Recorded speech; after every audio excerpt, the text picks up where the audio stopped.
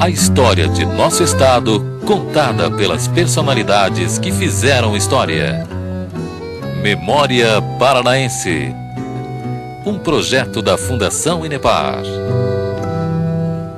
Nosso entrevistado de hoje no programa Memória Paranaense é o presidente da Legião Paranaense do Expedicionário, Tomás Iversen. Ele conta aqui sobre a participação da Força Expedicionária Brasileira na Segunda Guerra Mundial. Sr. Tomás, o senhor fez Engenharia Química na Universidade Federal do Paraná e depois, em 1939, também o CPUR. O senhor já tinha ideia que a qualquer momento poderia ser chamado para ir para a Segunda Guerra Mundial, participar na Itália? Com o término do curso de CPUR em 1939, já havia acontecido o início da Segunda Guerra Mundial, então já o país também já vivia um clima também de ansiedade, né, e de receio também, né? Aliás, todos os países no mundo todo, em virtude das tentativas do regime nazifascista de ocupar território, né, e ampliar suas áreas. O senhor terminou o curso universitário, terminou o CPUR, foi cuidar da sua vida profissional, mas com a possibilidade a qualquer momento, então, ter que ser convocado. O senhor já esperava? Já. Nós, quando saímos daqui, inclusive eu fui trabalhar no Rio Grande do Sul, em Pelotas, na profissão, e já levando já o uniforme, né, o uniforme de aspirante oficial. E justamente no Rio Grande, em Pelotas, em fins daquele ano de 1940, eu fui convocado para estágio, como todos os colegas de CPUR foram todos convocados para fazer o estágio para a promoção, eventual promoção a segundo-tenente. Essa notícia, como é que chegou até o senhor? Abalou naquele momento que chegou a notícia da convocação, da possibilidade de lutar na Europa?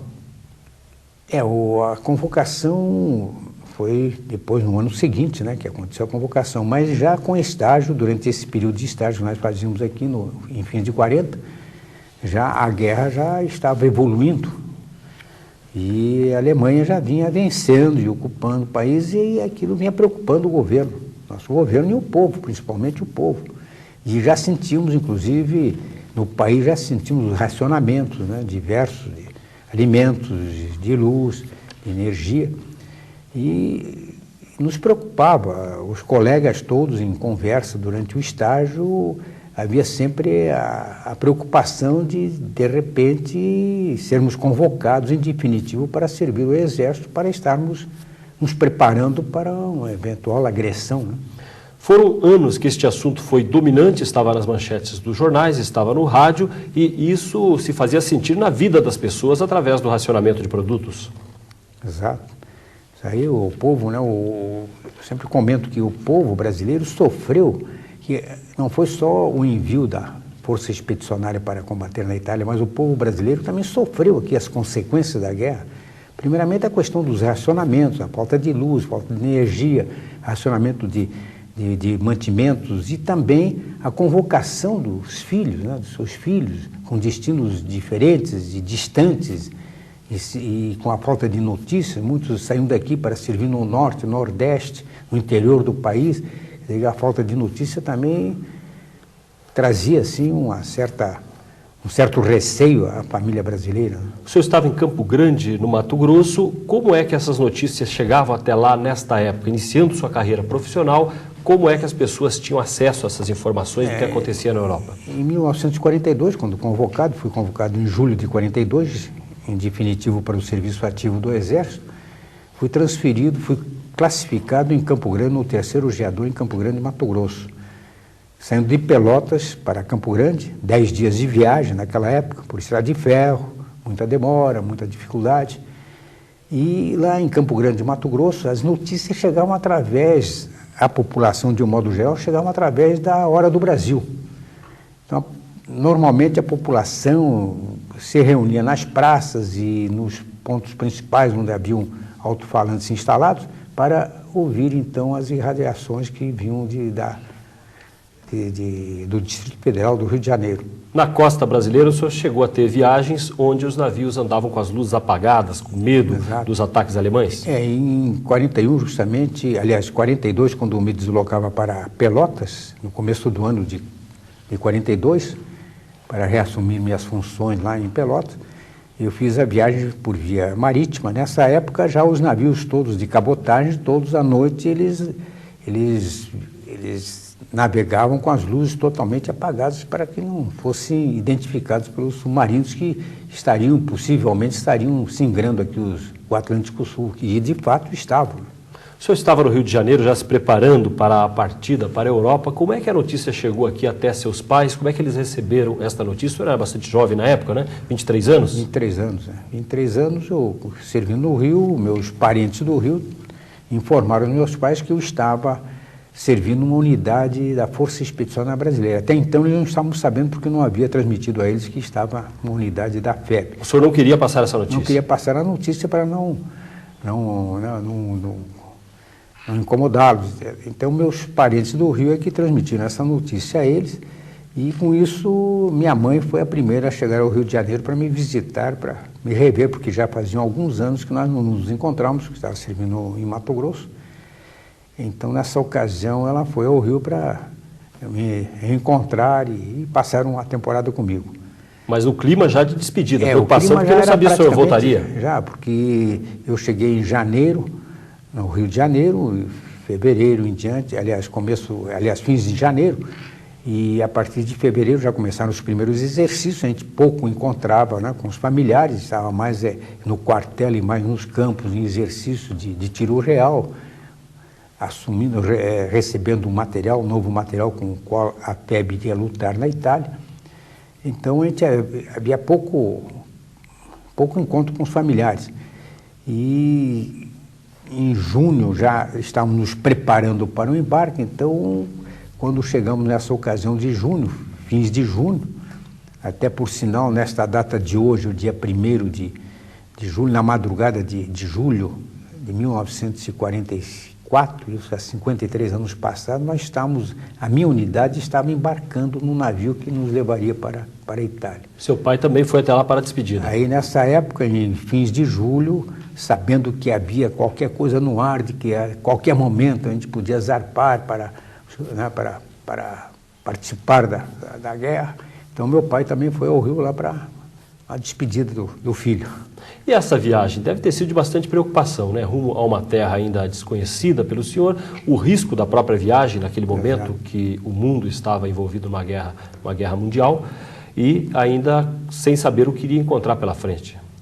Exato, a preocupação foi, primeiramente, era a questão do sigilo total, né, para o embarque, depois toda a tropa embarcada do primeiro escalão, que era o 6º Regimento de Infantaria, o 2º Grupo de Artilharia e mais as demais unidades de logística, uma companhia do 11, uma companhia do 9º Batalhão de Engenharia, que embarcaram nesse primeiro navio, que foi o primeiro a zarpar do Rio de Janeiro no dia 2 de julho de 1944. Então a tropa embarcada na ida até lá, em virtude do transporte noturno, pelos trens, aquele silêncio total e sem nenhuma comunicação, sem uma despedida assim, havia assim uma apreensão, mas depois no bordo do navio a gente sentiu-se seguro. Mas quando ele começou a zarpar e singrar e passar a barra do Rio de Janeiro, aí começou a surgir a preocupação na tropa, né, de alto mar, e o perigo de submarinos, de minas, e o receio. Isso acontece. O navio afundar, tubarões. O navio afundar, aquele receio de um torpedo atingir o navio, ele vir afundar. Antes de embarcarmos, houveram os exercícios de embarque e desembarque, para que a tropa toda estivesse já com prática suficiente na ocorrência de um fato desse desagradável, ter condições de desembarcar com mais rapidez, com mais facilidade. E mesmo durante a viagem, no próprio navio, se fazia permanentemente, diariamente, exercício de embarque, desembarque, ocupação dos postos de embarque e desembarque. A presença paranaense, qual foi o número de paranaenses e de brasileiros no total, o número de soldados que acabaram indo para a Itália?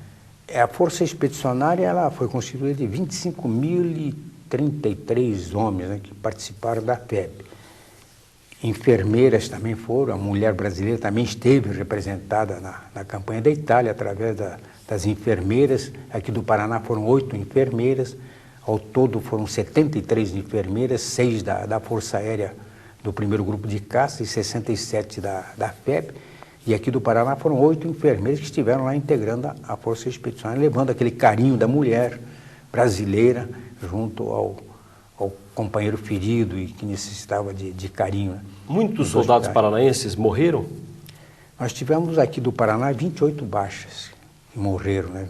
Foram do total de durante 1.540. a campanha, 28 paranaenses mortos, num total de, aqui do Paraná, embarcaram 1.542 pracinhas, foram para a Itália. Foi um dos estados que mais contribuiu para a FEB, em número de participantes, e de acordo com a população, foi um dos estados que mais participou, né, com soldados proporcionalmente, porque daqui não partiu nenhuma unidade para a Itália.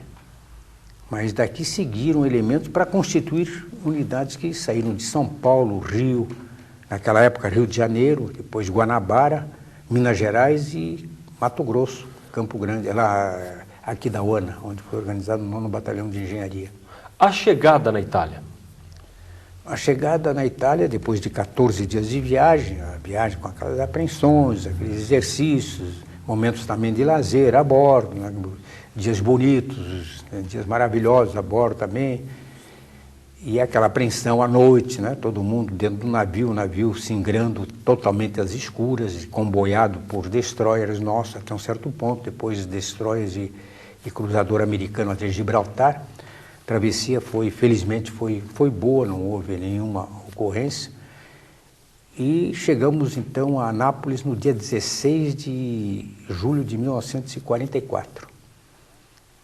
Então, no período da manhã houve o desembarque, com tropa americana do 5º Exército recepcionando, solenidade muito bonita, solenidade oficial, recebendo o nosso comandante Mascarenhas de Moraes e o general Zenóbio da Costa, e o seu Estado-Maior, que foram recebidos pelas autoridades do Porto de Nápoles. Porque a Força Expedicionária foi incorporada ao Exército Americano. Foi incorporada ao 5º Exército Americano.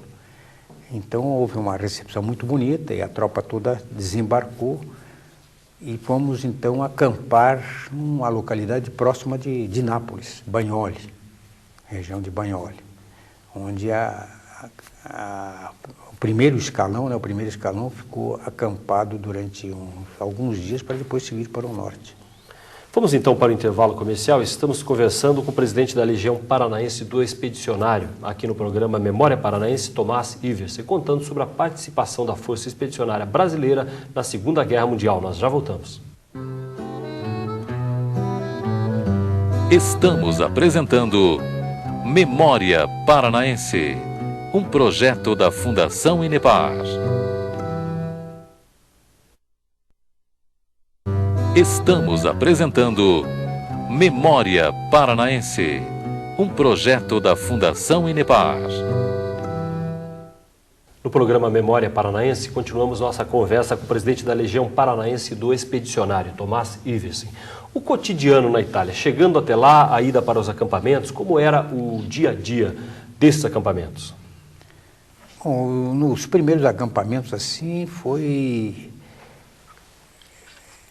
assim uma experiência para o soldado brasileiro, porque ele teve que se acostumar com uma alimentação diferenciada. Primeiramente já a bordo, né? A alimentação já era diferenciada, muito adocicada, diferente do nosso paladar. E lá depois, no acampamento primeiro, era a distribuição da latinha, a latinha com a alimentação que vinha para o café da manhã, para o almoço e para o jantar. Então era diferenciado, aquilo com sabores diferentes do nosso. Então o primeiro problema foi justamente se adaptar a essa alimentação. Depois, quando nossos cozinheiros foram passando a preparar a comida similar à nossa aqui da terra, então aí já melhorou um pouco. Mas o cotidiano no primeiro acampamento foi assim mais se adaptar aos seus uniformes, ao seu armamento que estava recebendo, com o qual depois iria entrar em combate. E alguns exercícios que se faziam, ordem unida, para manter, né, a tropa sempre sob comando.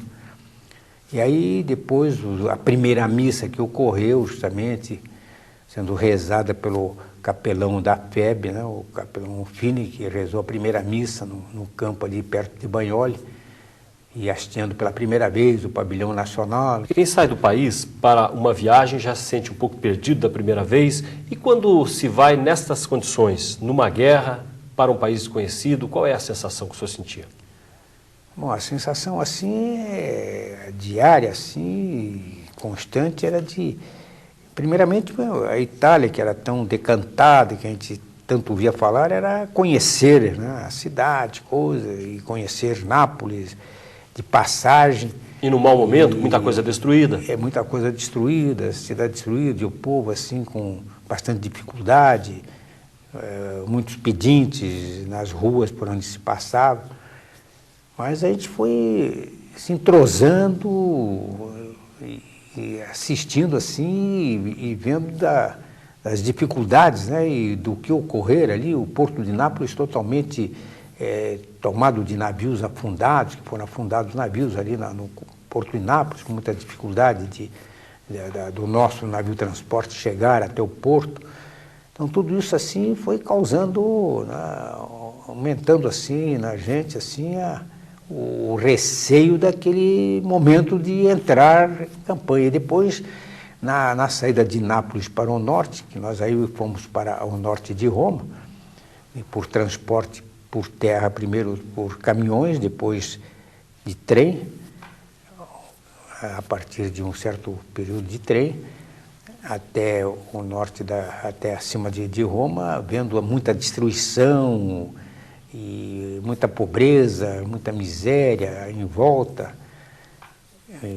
Então aquilo foi somando, né? Foi somando para o soldado e para nós, aquilo foi somando assim, e a gente foi se sentindo cada vez mais envolvido. E sentindo cada vez um momento de entrar mesmo no combate. O seu chamado batismo de fogo, como é que aconteceu? A FEB, depois de ter recebido o material todo de seus últimos exercícios já ao norte de Roma e próximo ao sul de Pisa, a FEB entrou em linha de frente. O primeiro grupo, aliás, o primeiro escalão entrou em linha de frente no dia 15 de setembro de 1944. E no dia 16 houveram as primeiras progressões e aconteceu o primeiro tiro de artilharia disparado pela artilharia brasileira nos campos da Itália. E aí houveram as progressões, o inimigo já havia recuado bastante e deixou alguns elementos que foram envolvidos, foram feitos prisioneiros e fomos tomando algumas cidadelas, Massarosa e outras aldeias, até a conquista de Camaiore. E nessa região ao norte ali de Massarosa, num momento assim difícil que passava uma companhia do 6º Regimento de Infantaria, foi solicitado os tiros de artilharia. Eu, como observador avançado, fui encarregado de dirigir esses tiros em benefício da companhia. Aí eu ocupei com o meu pessoal um ponto mais elevado para observar o primeiro tiro e depois descarregar, né, as rajadas todas de tiro de artilharia. E nessa ocasião recebemos uma contrabateria, que se diz, tiro de artilharia do inimigo em cima do nosso posto.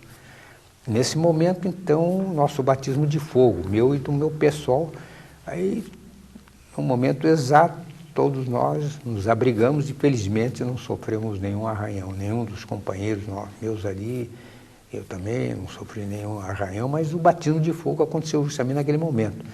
E aquela descarga de tiros em cima da gente, aquilo... É um momento de susto, não há como negar. De receio, de medo, né? Medo de acontecer algo mais grave, né? Mas felizmente nada aconteceu e pudemos voltar e nos colocar novamente em posição sem nenhum problema maior. Os italianos, como recebiam a chegada dos brasileiros, dos americanos? Porque afinal, naquele momento, significava o fim da guerra para cada cidade que ia sendo atingida. O italiano nos recebia, e principalmente aqui o brasileiro, recebia assim de braços abertos, línguas irmãs. Então a gente se fazia entender e ele também entendia o que eles falavam, dava para entender, e fomos praticando com eles também o italiano.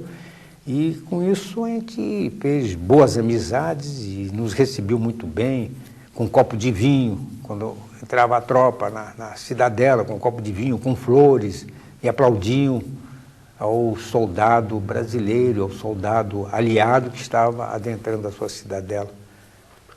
Os preparativos, o material que os brasileiros tinham para enfrentar uma situação de frio, um país diferente, uma guerra pesada, de armamento pesado, como é que era o equipamento que levava o brasileiro? Bom, o equipamento todo nós recebemos lá na Itália. Nós recebemos aqui no Brasil para exercícios aqui antes de embarcarmos. Depois recebemos o definitivo lá na Itália. Mas estava à altura da necessidade dos brasileiros? Estava à altura. O armamento novo, né, moderno e novo, que foi adquirido pelo Brasil, dos Estados Unidos, foi todo comprado. O Brasil, tudo que foi usado, tudo que alimentação, uniformes, tudo, o Brasil pagou até o último dinheirinho ali, pagou. Até o último cigarro que se fumou foi pago pelo governo brasileiro. Então foi tudo pago. Tudo que se recebia dos depósitos americanos, por exemplo, de agasalhos para o inverno, que é o nosso uniforme para o inverno, mesmo, para suportar um inverno de até 20 graus abaixo de zero nos Apeninos, é meio insuficiente. Então nós tivemos que, a tropa, né, o comandante Mascarenhas teve que adquirir dos depósitos americanos os agasalhos mais reforçados, os field jackets, combat jackets, para poder suportar. E também aqueles agasalhos de camuflagem para a neve também, tudo adquirido dos depósitos americanos, tudo pago. Então, com esses agasalhos, nós então pudemos sobrepujar tranquilamente. E o brasileiro, mesmo o nordestino, acabou se dando muito bem no inverno italiano e se adaptando perfeitamente ao inverno italiano. E a adaptação aos americanos? Porque o Exército Brasileiro, a FEB, estava incorporada ao Exército Americano. Havia uma ligação muito boa dos chefes, né, dos nossos chefes, né, com o Estado-Maior americano. O general Mark Clark, que era então comandante do 15º Grupo de Exércitos Americanos que estavam lutando no Mediterrâneo, nos recebeu muito bem e dava uma assistência muito boa, tornou-se amigo dos brasileiros, tanto que ele veio ao Brasil diversas vezes depois da guerra. E também os outros comandantes também, e tivemos assim bons relacionamentos com unidades americanas, divisões americanas que lutavam lado a lado com a FEB. A 10ª de Montanha, uma unidade americana especializada em guerra de montanha e de inverno, né? Ela lutou, ela teve o batismo de fogo ao lado da FEB. Depois da FEB, ela teve o batismo de fogo ao lado da FEB, justamente na região ali de Monte Castelo e Belvedere, na conquista de Belvedere, próximo de Monte Castelo. Foi num combate conjunto que se conquistou as elevações principais onde estava o inimigo. E essa divisão americana, ela lutou depois, até o final da campanha, lado a lado com a FEB. Então nós trocamos, mudamos muitas vezes de frente, eles de um lado, nós do outro lado, e assim nós dávamos apoio, eles nos davam apoio, tanto que a amizade tornou-se muito grande, que, terminada a guerra, veio desfilar conosco aqui no Brasil uma companhia desta divisão. Foi convidado especialmente pelo Mascarenhas de Moraes para desfilar conosco aqui no desfile da chegada do primeiro escalão aqui no Brasil. Então havia um entrosamento, alguns momentos assim de desacordo com o americano, com um outro soldado, entre soldados às vezes, né? Mas assim, de um modo geral, era uma integração completa. As notícias da guerra, para se entender o que estava acontecendo em toda a Europa, como chegavam até os soldados, até os oficiais? O senhor era primeiro-tenente naquela época, certo. Através do rádio existiam aparelhos, receptores de rádio para que a tropa pudesse acompanhar o que se passava? Na linha de frente não havia o aparelho de rádio, mas era transmitido, as notícias eram transmitidas através do telefone de campanha. Então, algumas notícias, então, lá no posto, lá da frente do grupo de combate, lá num posto de ninho de metralhadores, um ninho de morteiro, lá na frente o soldado ligando o telefone, ele ouvia a notícia vinda do Brasil muitas vezes. E a tropa toda acompanhava através de jornais. Nós recebíamos um americano muito bem organizado sempre.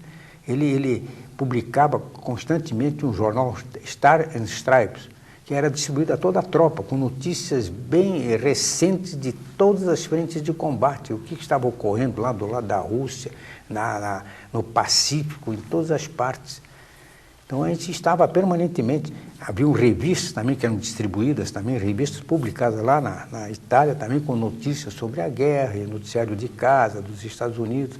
As notícias do Brasil? E as notícias do Brasil aqui, o Globo, por exemplo, todos os jornais deram muita cobertura à participação do Brasil na Segunda Guerra Mundial. Foi um fato assim extraordinário, né? Pela primeira vez na história do Brasil, o Brasil participa de uma guerra do outro lado, de um outro continente, fora de seu território. Então, os jornais todos deram muita cobertura. Depois do embarque, deram a cobertura. Enquanto o navio estava viajando, não. Depois da chegada, deram muita cobertura, né, da partida, do primeiro escalão, a chegada na Itália. E o Globo também deu muita cobertura e, inclusive, organizou um tabloide, chamava-se Globo Expedicionário, que mandava com notícias de todo o mundo, notícias da Terra, e mandava, nesse tabloide, ele mandava também as mensagens dos parentes para o nosso soldado lá na Itália. Então vinham páginas inteiras ali com mensagens, fulano de tal, etc., abraço de sua mãe, abraço do pai, etc., um beijo da esposa, etc. Então vinham essas mensagens constantemente através do Globo Expedicionário. Vamos então para mais um intervalo comercial. Estamos conversando com o Tomás Iversen, que é o presidente da Legião Paranaense do Expedicionário, contando sobre a participação da nossa Força Expedicionária na Segunda Guerra Mundial. Já voltamos. Estamos apresentando Memória Paranaense, um projeto da Fundação Inepar.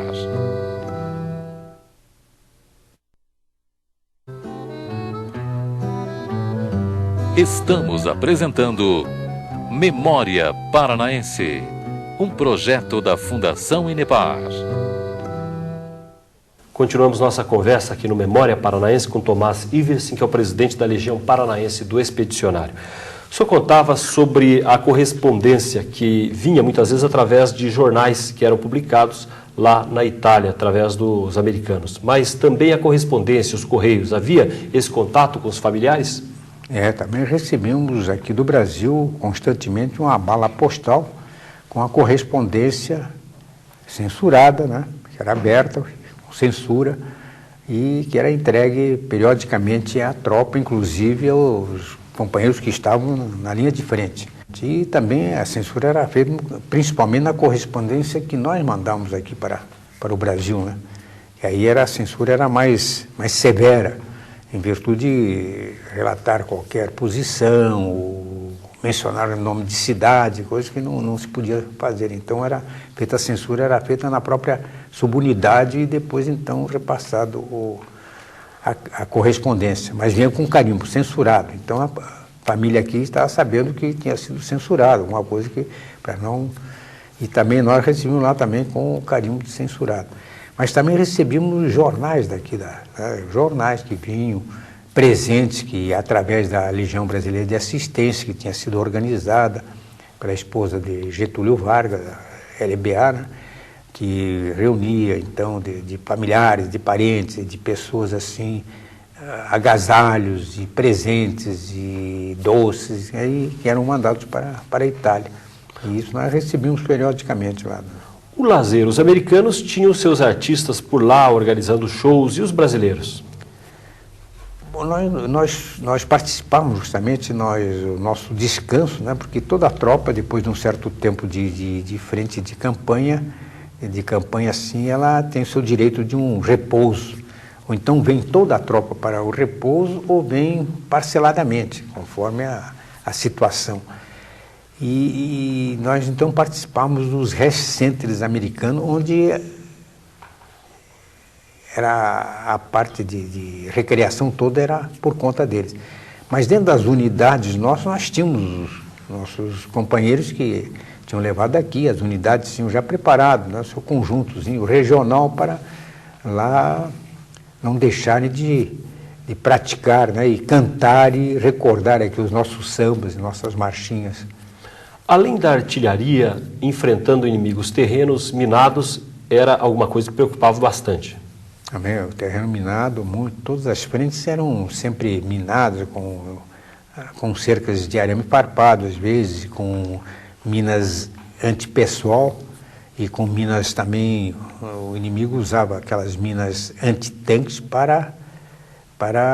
contra a tropa também. Então ela fazia ligação através de arames, assim como teia de aranha, que qualquer pessoa que ali passasse e enroscasse o pé faria explodir a mina antitanque. Então a explosão era muito grande.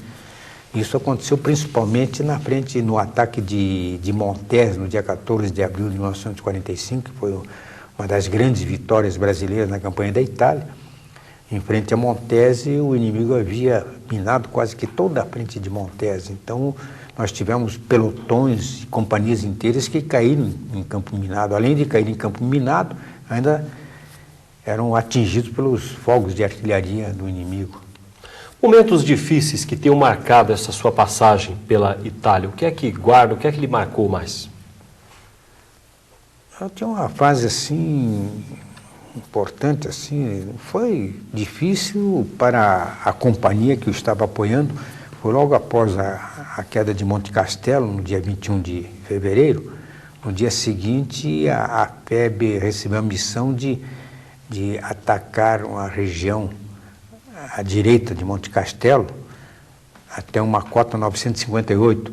Era Bela Vista, La Serra e a cota 958, para dali desalojar o inimigo que estava preocupando a 10ª de montanha. A 10ª de montanha, que vinha atacando paralelamente a FEB ocupou Monte Castelo, eles ocuparam o Morro de La Torrace e não puderam continuar em virtude desses tiros que vinham dessa região, dessa cota 958. E então uma companhia, a 6ª Companhia do 1º Regimento de Infantaria, o capitão, me falha a memória agora, daqui um pouco devo lembrar, e eu então fui designado para dar apoio de artilharia a essa companhia. E nessa primeira noite, a companhia atacou através dos seus pelotões, ocupou as posições inimigas, fez prisioneiros, mas o inimigo contra-atacou durante toda essa noite, por 3 vezes contra-atacou, inclusive conseguindo um pelotão todo, não prender, mas cercar um pelotão completamente. E aí tivemos que fazer tiros bem próximos do nosso pessoal. Então foi uma noite assim dramática, porque inclusive os nossos telefones interrompidos em virtude dos tiros, as linhas cortadas, o meu rádio, por exemplo, de comunicação com a minha bateria, a qual eu solicitava os tiros em benefício da companhia, eu não conseguia ligação porque havia interferência do inimigo no meu rádio. Ele pegou a minha faixa e entrou na minha faixa de transmissão e me prejudicava a ligação com a bateria. Mas apesar de tudo isso, nós conseguimos, e esse pelotão conseguiu, com a ajuda de auxílio de outro pelotão que foi colocado em outra companhia, conseguiu liberar e conquistar as posições, reconquistar as posições que estavam sendo quase que retomadas pelo inimigo. Então foi uma noite bastante dramática e que envolveu toda a companhia, e felizmente se conseguiu conquistar então ali Bela Vista, La Serra e a cota 958. Com isso, a 10ª de montanha conseguiu então progredir no dia seguinte. O seu trabalho diretamente com os soldados que lhe eram subordinados, o senhor era primeiro-tenente. Como era para tentar manter um moral elevado, para tentar motivar, e os problemas que sempre surgem das pessoas, às vezes, entrarem em estado de pânico em momentos difíceis? Bom, o pânico primeiro era meu, né? Mas não podia mostrar. Ao receber uma determinação, assim, de uma missão de seguir para tal lugar, para dar o apoio, então o primeiro pânico era meu, mas não podia demonstrar, né? Então eu estremecia de cima e embaixo, mas não podia demonstrar, e aí então transmitia, né, as instruções para o meu sargento, o cabo e os meus soldados, e eles de imediato, não tive assim nenhuma reação negativa da parte deles, nenhuma. Todos eles assim sempre foram conscienciosos e e valentes a todo momento, a todo instante, e sempre conosco. Nos momentos assim, mais graves, de bombardeio, etc., claro, aí a gente procura se abrigar, e todos nós.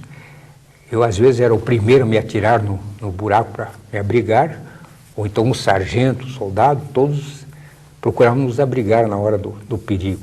Mas, assim, de um modo geral, a minha equipe toda, ela comportou-se, e as equipes que eu formei ali dentro da 3ª bateria também de auxiliares de observador avançado, todos eles se comportaram muito bem, foram extraordinários. As emissoras de rádio brasileiras chegavam até lá? Havia este contato através do rádio, do que acontecia aqui no Brasil? A saudade de casa pesava de que forma no dia a dia também? Rádio, através da rádio, não. O que se fazia, o que se conseguiu depois de terminar a guerra foi uma ligação telefônica antes do embarque, do regresso, a ligação telefônica que se podia falar com os familiares aqui. Então houve muita procura nesse sentido, filas enormes, grandes. Mas assim, através de rádio, não, a notícia vinha através dos jornais de lá, né, que eles transmitiam, não, o americano transmitia ali, na linha de frente, as notícias, e através do telefone lá que se recebia. O senhor permaneceu 1 ano, foi também o tempo da Força Expedicionária Brasileira, e nesse período já se aproximava o final da guerra. Vocês sentiam que o fim estava próximo, pelo que iam acompanhando a queda dessas fortalezas alemãs, era possível perceber que o fim da guerra estava próximo. Exato. O final da guerra, como é que chegou até o senhor essa notícia? Nós estamos...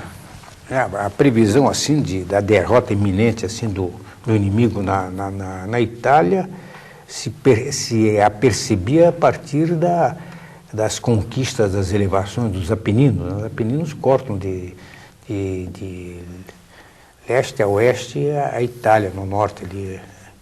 E depois dos Apeninos vem o Vale do Pó, depois os Alpes. Então, quando você conquistou essa linha de alturas dos Apeninos, e que se chegou até o Vale do Pó, já se percebia então que o inimigo estava sendo encurralado.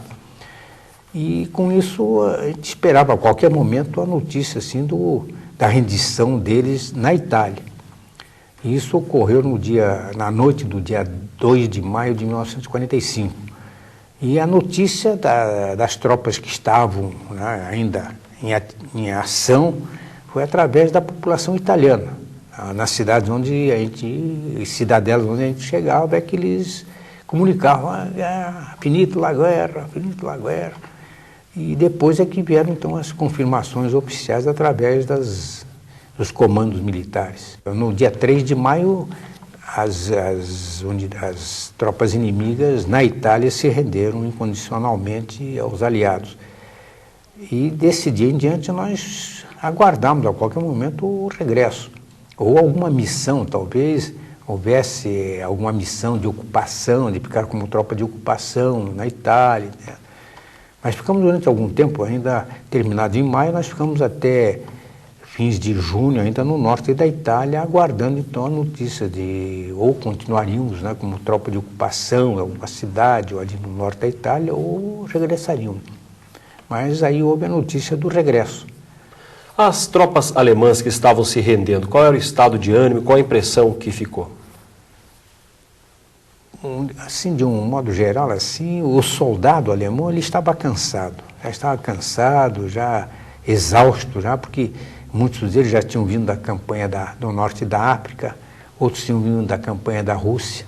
Já estavam lutando há 6 anos? Já estavam lutando desde 1939, então já estavam cansados e mal alimentados também, sem o seu cigarrinho, com a falta do seu cigarro, nas linhas de frente principalmente, com muita dificuldade, né, porque o bombardeio era constante, a nossa aviação atuou permanentemente, né, a aviação aliada atuou permanentemente no front italiano, inclusive também sobre o front na Alemanha, né, das bases da Itália, os aviões, as fortalezas voadoras iam a Alemanha, bombardearam também a Alemanha. A rendição pode até significar, às vezes, um alívio quando o cidadão sabe que, pelo menos, daí tem a chance da sobrevivência, que a guerra terminou para ele. A guerra terminou.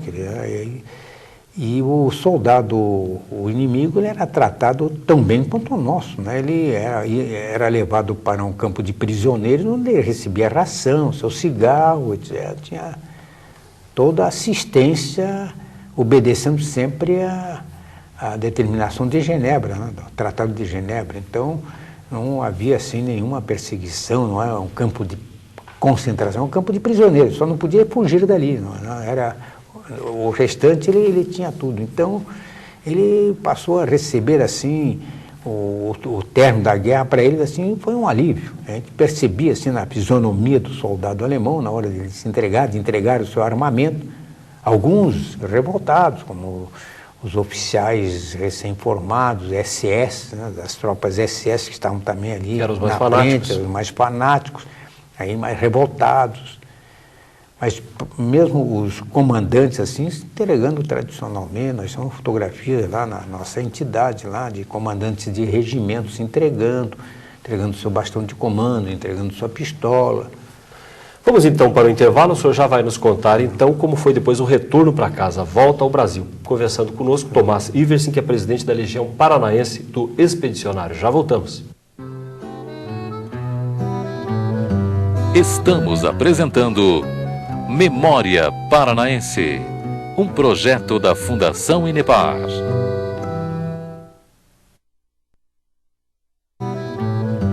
Estamos apresentando Memória Paranaense, um projeto da Fundação Inepar.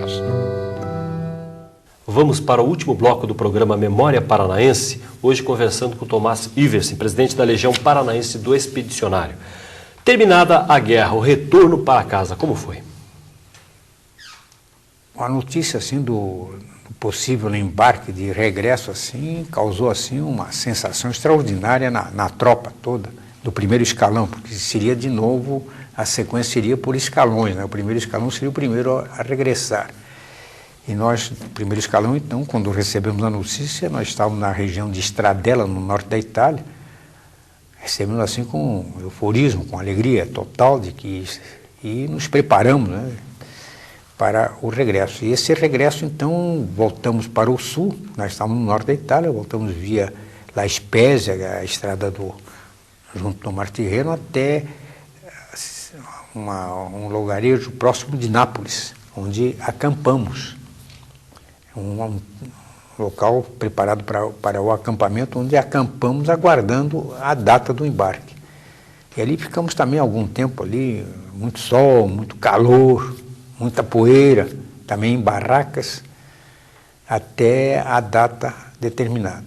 Data determinada, embarcamos no navio e embarcamos lá no dia 4 de julho de 1945 e chegando aqui dia 18 de julho, 14 dias após também, é 18 de julho de 45. Mas não havia segurança total ainda numa viagem até aqui por causa das minas. Alegria vibrante, né? A tropa toda vibrava com o regresso, muita festa a bordo, etc., mas sempre uma preocupação em cada um de nós era de que, de repente, poderia acontecer de uma mina perdida, extinguindo os mares, aí, o Atlântico, né, pudesse atingir o navio.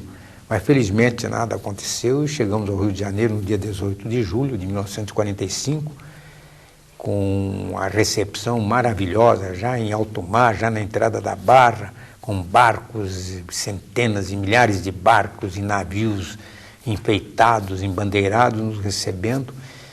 E, no caso do porto, os familiares e parentes e amigos aguardando. E aí o desfile pela Avenida Rio Branco, que foi a coisa mais extraordinária que aconteceu no Rio de Janeiro. A recepção maior, assim, a maior festa que já aconteceu no Rio de Janeiro até então, e até hoje eu acho que não houve uma coisa igual, que foi aquele entusiasmo do povo, não só do Rio de Janeiro, como de outros estados que vieram ao Rio de Janeiro para receber seus filhos. Foi um desfile maravilhoso ali, tanto que a tropa começou desfilando em formatura normal e no fim se viu envolvido pelo povo e abraçado e carregado nos ombros pelo povo todo. Foi uma coisa maravilhosa.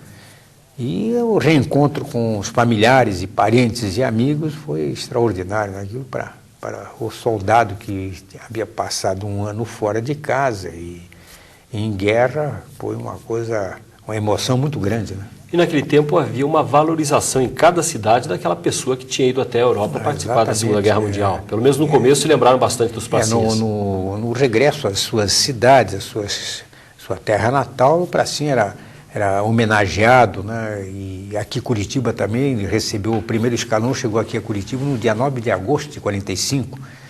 Aí também houve uma das manifestações maiores aqui em Curitiba.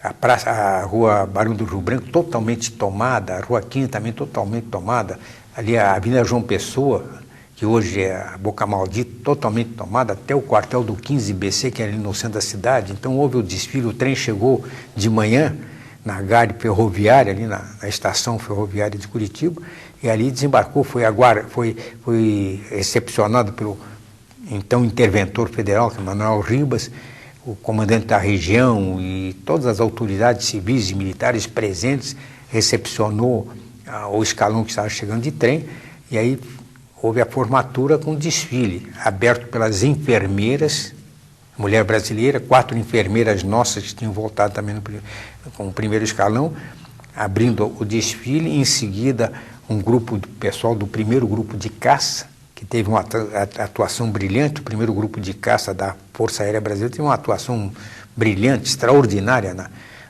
na Itália, foi citada até pelo Congresso americano, teve uma citação até pelo Congresso pela atuação brilhante na campanha da Itália. Inclusive, nós tivemos um piloto nosso aqui, paranaense, que participou do grupo de caça como piloto, né, de um desses aviões.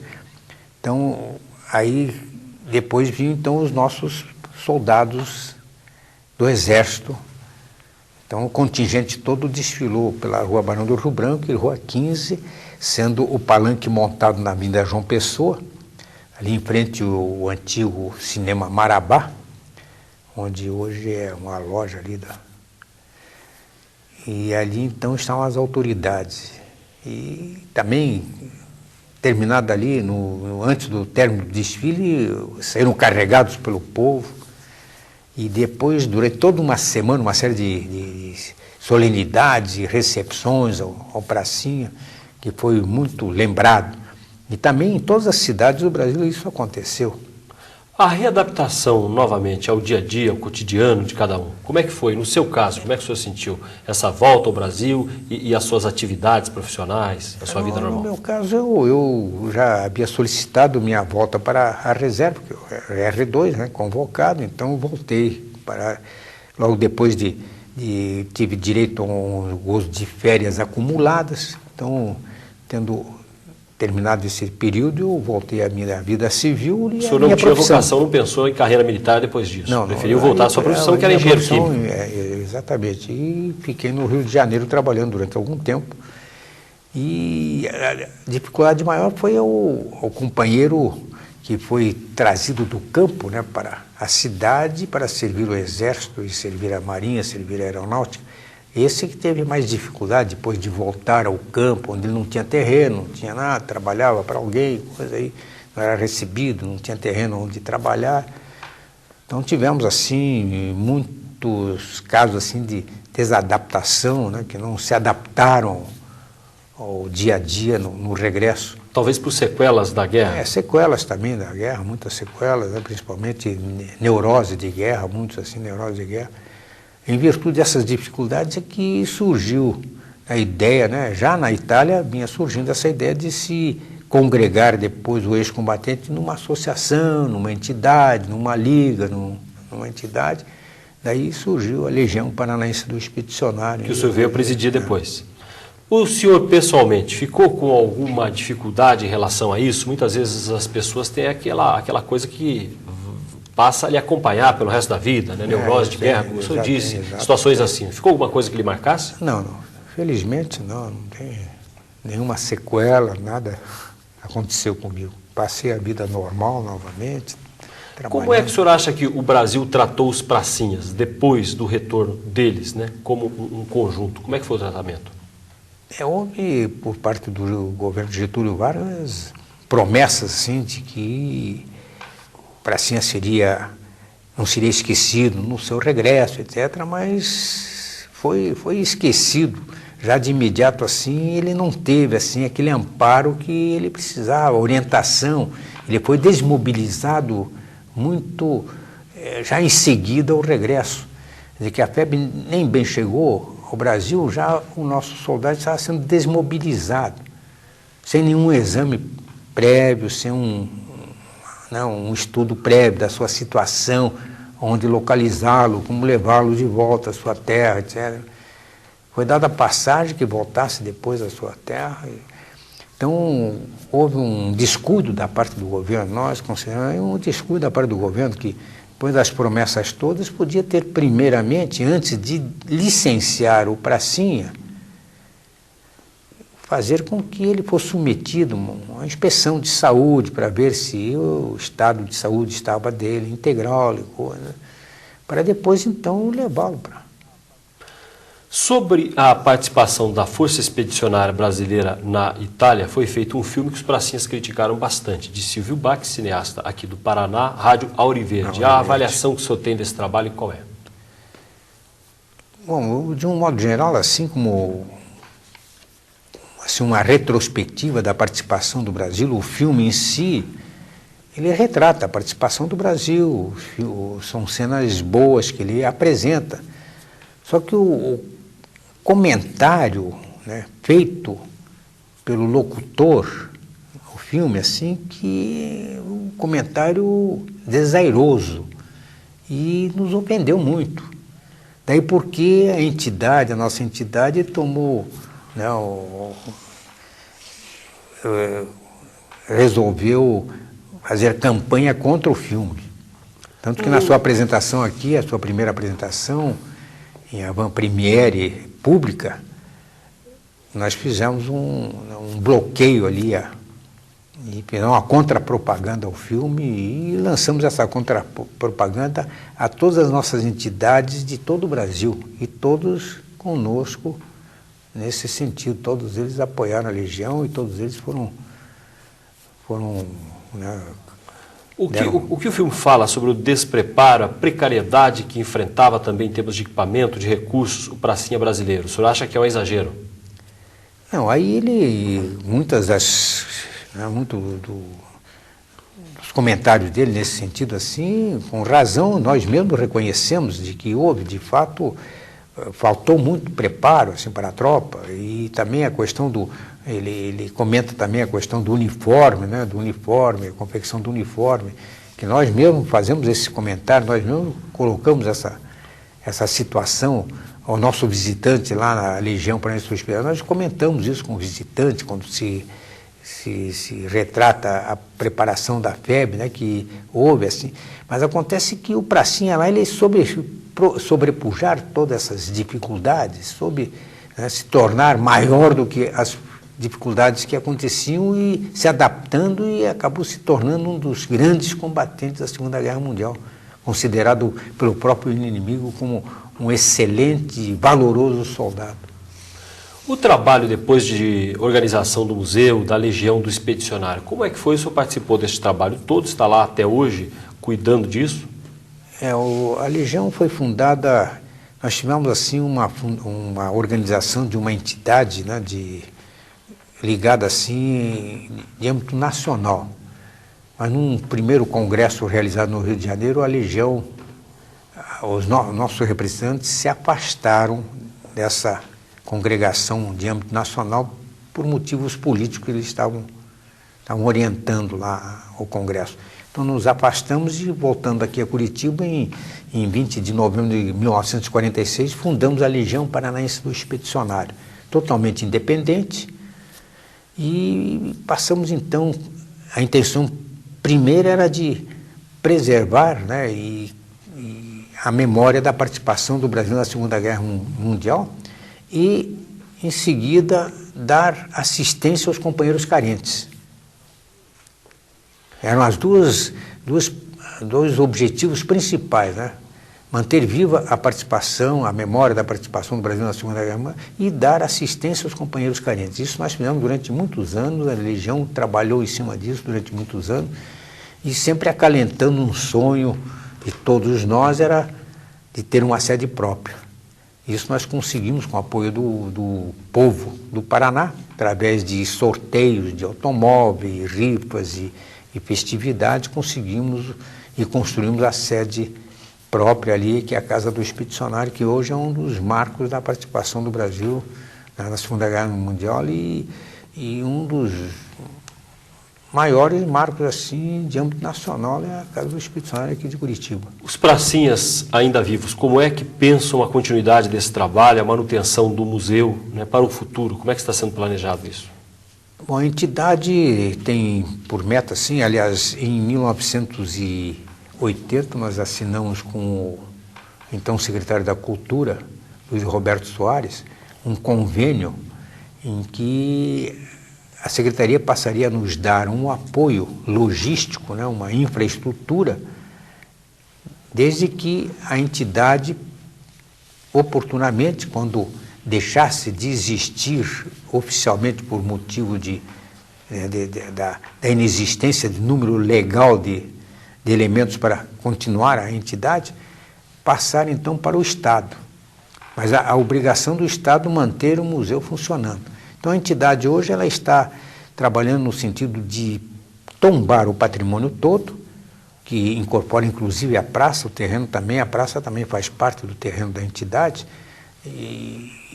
o monumento, né, a Casa do Expedicionário, e relacionar e registrar todo o seu acervo, passando isso tudo para o Estado.